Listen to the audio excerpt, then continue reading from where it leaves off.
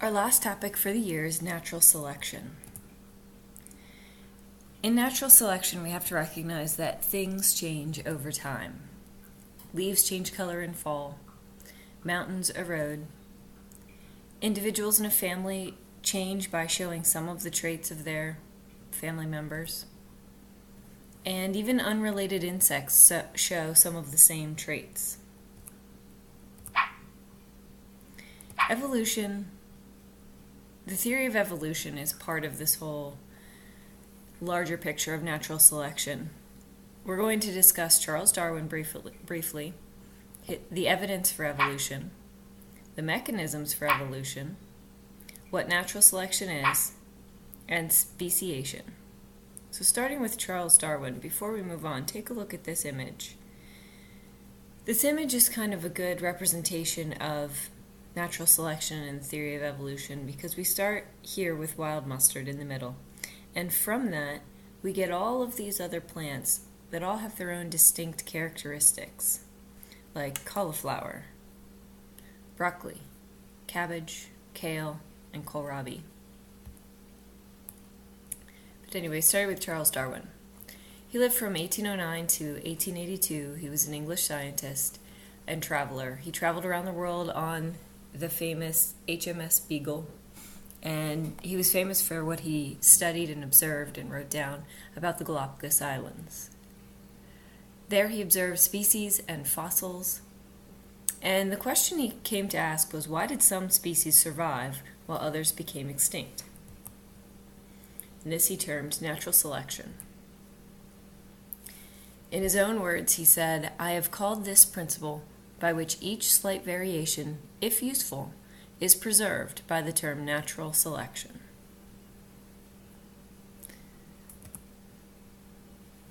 So the theory of evolution continues. There is evidence for evolution in the scientific community. That evidence consists of structural adaptations. For example, mimicry, like this insect looks like the leaf that it's on. Or camouflage, for example, the chameleon, as well as an octopus can change color to match its surroundings.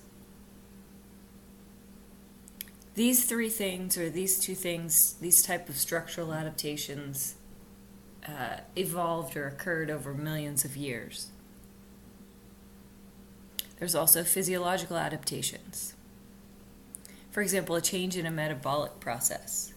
Think about what you hear about in the news about some types of bacteria. You might have heard that bacteria have become resistant to typically used antibiotics. You can see in this graph that over the last 15 years, the number of bacteria that have become resistant to vancomycin, which is an antibiotic, has increased dramatically. It's up to almost 30%. In 2001. This is how this process might happen. A bunch of bacteria, including a resistant variety, resistant meaning resistant to the antibiotic, exist. Those bacteria get bathed in antibiotics. Most of the normal bacteria die. However, the resistant strain continues, as well as at least a few of the normal bacteria. The resistant bacteria start to multiply and become more common, and eventually the entire infection evolves into a resistant strain. The resistant bacteria, if you remember when we studied bacteria and viruses, the resistant bacteria can actually share genes with the non-resistant bacteria and possibly allowing that non-resistant or normal bacteria to become resistant to the antibiotic as well.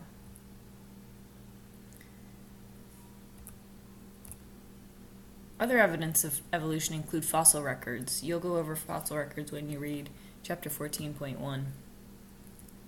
Anatomy. We talked about this a little bit when we discussed taxonomy. Anatomy includes homologous structures. These are structures that are similar because they're inherited from a common ancestor. For example, chimpanzees, humans, gorillas. In this cladogram, you can see that they all have, they all become part of a group of organisms that have opposable thumbs. And Another example would be the bone structure in lizards, birds, whales, and humans. But remember that not every structure, just because it looks similar, is homologous. For example, the octopus, the sea star, and the grasshopper, those, while they look similar in shape, are not homologous. The other type of anatomy, which provides evidence for evolution, is analogous structures. These are similar because they serve the same function, but don't have the common ancestor. For example, the bat and the bird. While not having the same common ancestor, the bat being a mammal, the bird not a mammal, their wing structures are similar. So these would be analogous.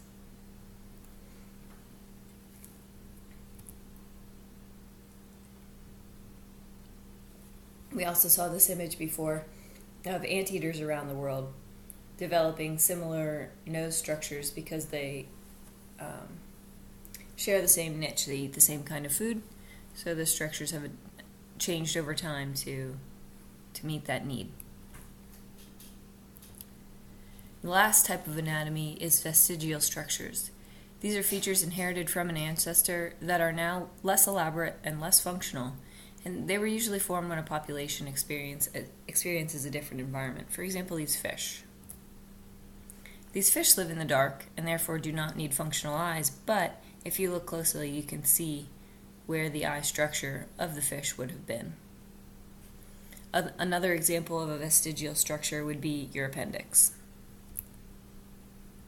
And lastly, embryos provide evidence of evolution.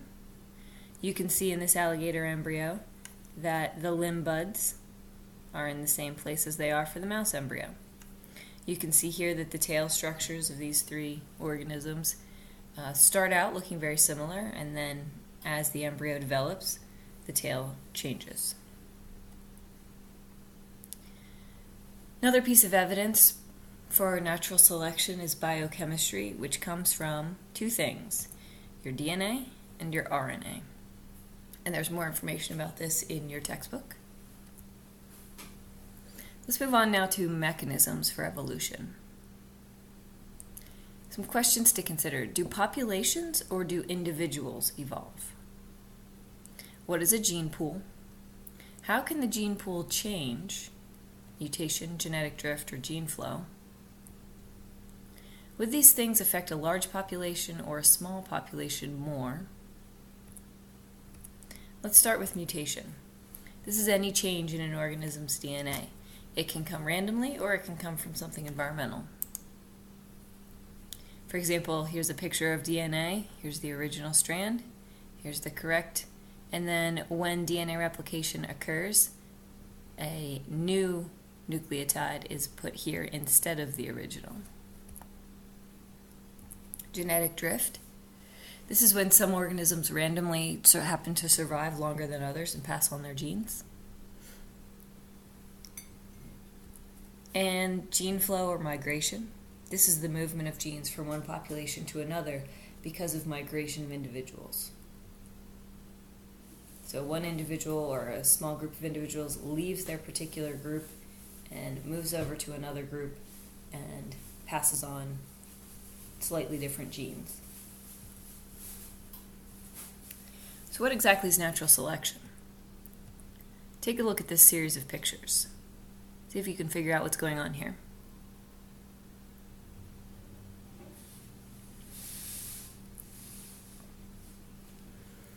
You see there's variation in some traits, like the color of the beetles. Some are brown, some are green. The green beetles tend to get eaten, perhaps because they're more easily visible, and don't survive long enough to reproduce. Therefore, it just leaves the brown beetles.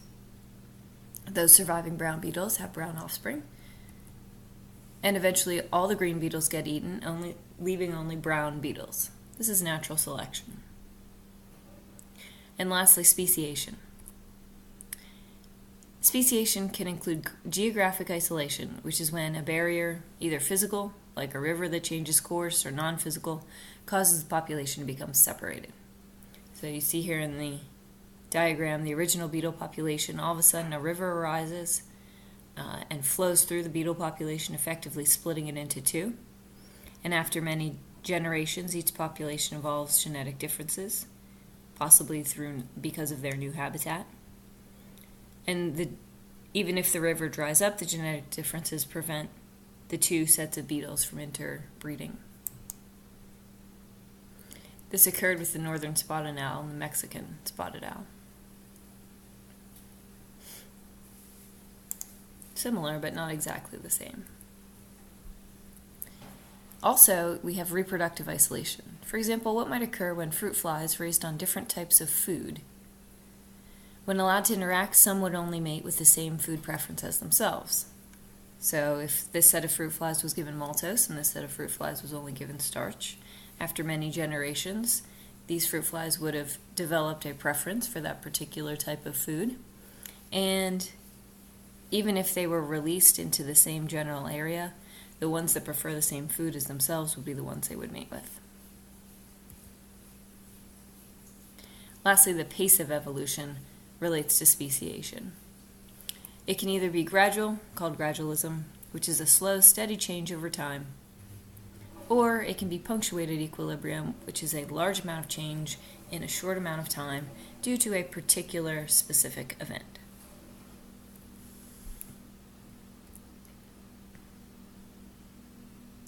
We talked briefly about divergent evolution and convergent evolution when we discussed taxonomy.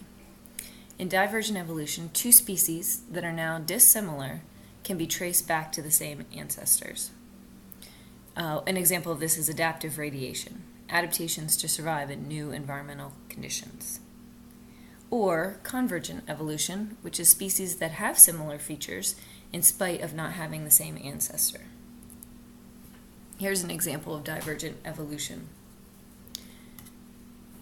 These are fish, and over time they have evolved different mouth structures and therefore become different species of fish because of what they eat. Also in birds, their beaks have developed differently over time because of what they eat. Convergent evolution example would be the bat and the bird. Their wings serve the same purpose, but the bone structures are similar, but not exactly the same. If you have any other questions, this is where the information for this PowerPoint came from. You will be taking a look at what your textbook has to say about natural selection. Please feel free to email me with any questions, and just so you're aware, at the end of this week I will be opening up the study guide for the final, so you will be able to begin working on that, and the final is dated for the week of May 25th.